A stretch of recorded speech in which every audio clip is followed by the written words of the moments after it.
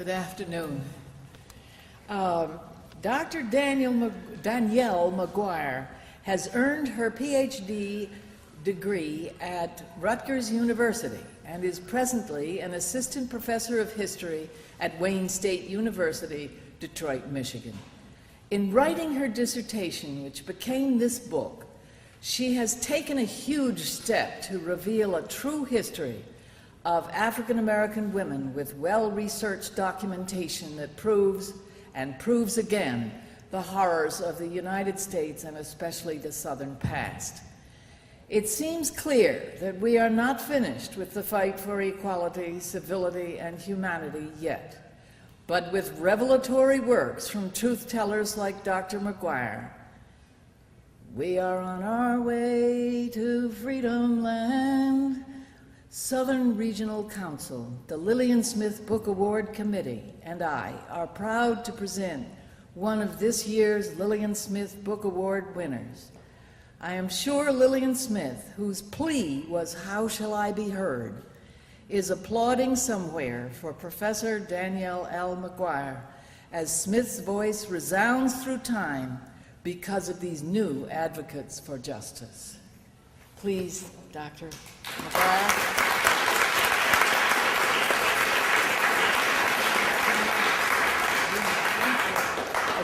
And this is the award, and so I don't look like I'm an Indian giver, as it were, excuse the phrase, but Danielle cannot hold on to this while she is presenting her paper, so I'm going to take it back. But thank you so much. It's beautiful. Well, we're happy to have you. Thank you. Thank you for coming this afternoon. It's wonderful to be back in Decatur and back in Georgia. It's an incredible honor to win this award, since the Southern Regional Council and Lillian Smith had such an enormous impact on me as a citizen and on my evolution as an historian. In fact, I don't think it's an exaggeration to say that without both of them, I'm not sure I would have written this book. And I think that's kind of a funny thing to say to someone like me, a white northerner, who was born decades after the Civil Rights Movement. So let me explain. I was studying African American history at the University of Wisconsin-Madison in 1998 when I heard this wonderful radio program on NPR. I was transfixed by these stories of the Civil Rights Movement that the Southern Regional Council had gathered for their show, Will the Circle Be Unbroken?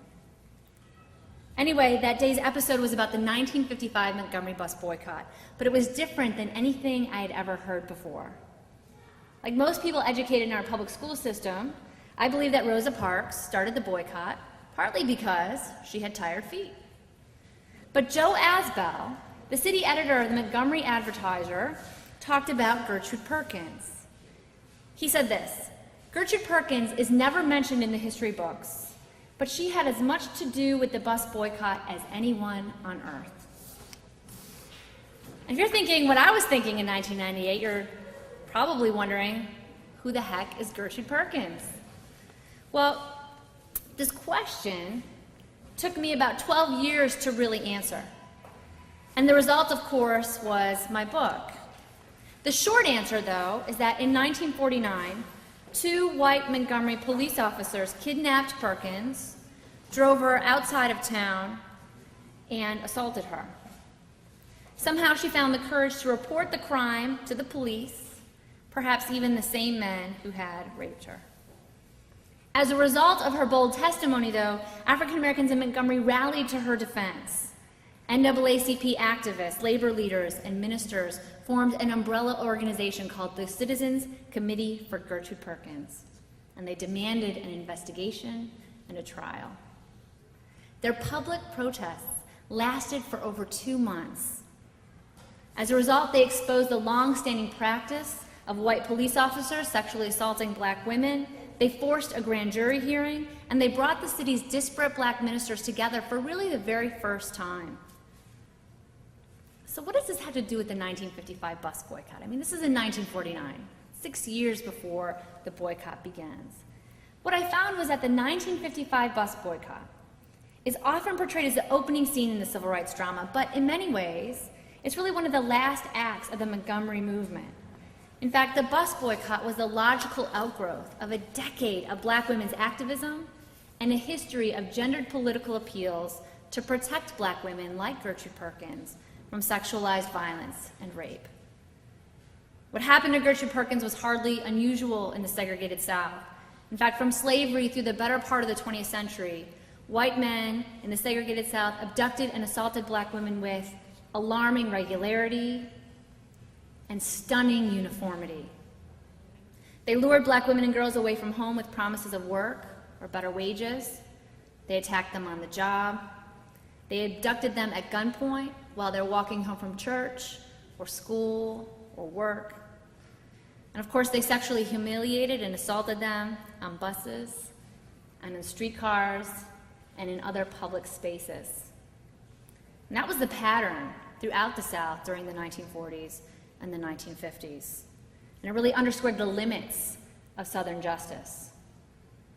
Lillian Smith wrote about this pattern, though she never explicitly spoke about rape in her courageous book, Killers of the Dream.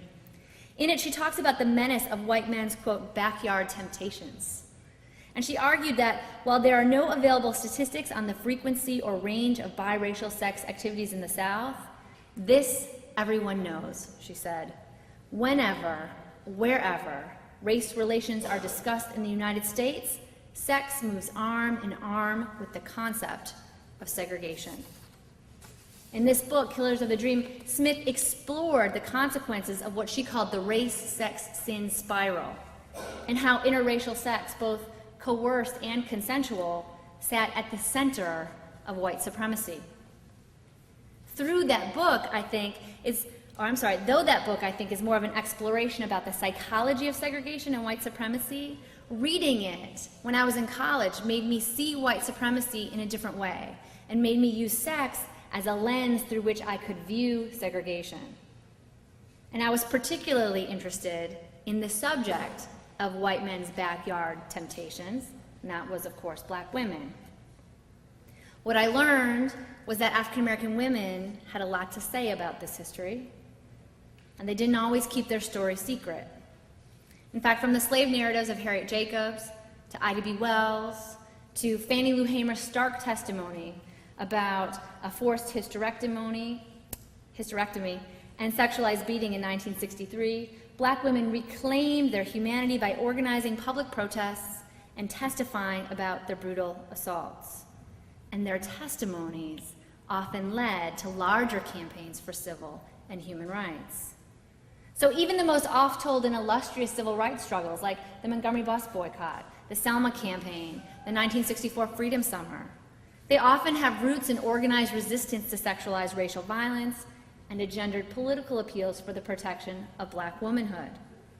And so essentially, my book, At the Dark End of the Street, argues that rape and resistance to rape sits at the center of the modern civil rights movement.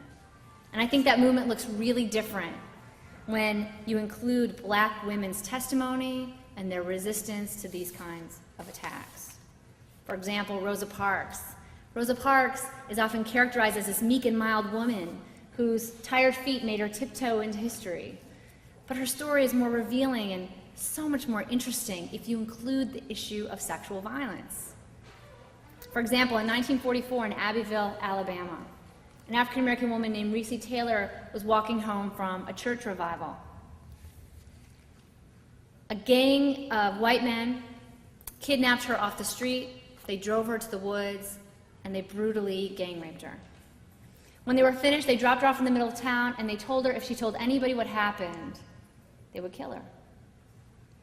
Well, she told her husband, her father, and the local sheriff the details of the assault, and a few days later, the Montgomery NAACP called to tell her that they were sending their very best investigator.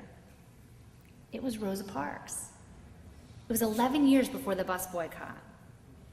Rosa Parks arrived on Taylor's front porch with a pen and a notepad and took notes on what happened to her. And then she took Taylor's story back to Montgomery, where she and the city's most militant activists organized the Committee for Equal Justice for Mrs. Reese Taylor. They launched a movement that the Chicago Defender called the strongest campaign for equal justice to be seen in a decade. It's not surprising to me that I found Lillian Smith's signature on the postcards and petitions in the archive in Montgomery. Parks was able to help organize this nationwide campaign in 1944, in part because she was already a seasoned political activist, even in 1944. But it was arguably her own harrowing account in 1931 that made Parks an anti-rape activist decades before the women's movement made sexual violence a public political issue. In fact, recently discovered among Parks' belongings at Guernsey's auction house in New York, where her personal archive awaits a buyer, was an essay that she wrote in the mid-1950s. In it, she details the long history of white-on-black sexual violence and reveals that her great-grandmother, a slave, was actually the victim of multiple rapes. She also testifies about being sexually propositioned and threatened by a white man when she was 18 years old and working as a domestic. But she doesn't just talk about her vulnerability and her fear, something she makes explicit. She also fiercely asserts her right to bodily integrity. No matter what happened, she wrote, I would never yield to this white man's bestiality. I was ready to die, but give my consent? Never, never, never. I'm not sure how that Rosa Parks, the Rosa Parks who says never, never, never, became the silent and sainted icon of segregation that is endlessly taught in schools. But it's awfully revealing. We have accepted too long this notion that women were always silent about sexual violence and that white attacks on black women's bodily integrity were somehow separate from the civil rights movement. But they were not. The right to move freely through the world without being assaulted is a basic human right. And it was something that African Americans fought for during the long freedom struggle. My hope is that At the Dark End of the Street recognizes and honors these women whose bold action and willingness to speak out about sexual violence when it was dangerous, if not deadly to do so, sparked movements that ultimately helped to change the world.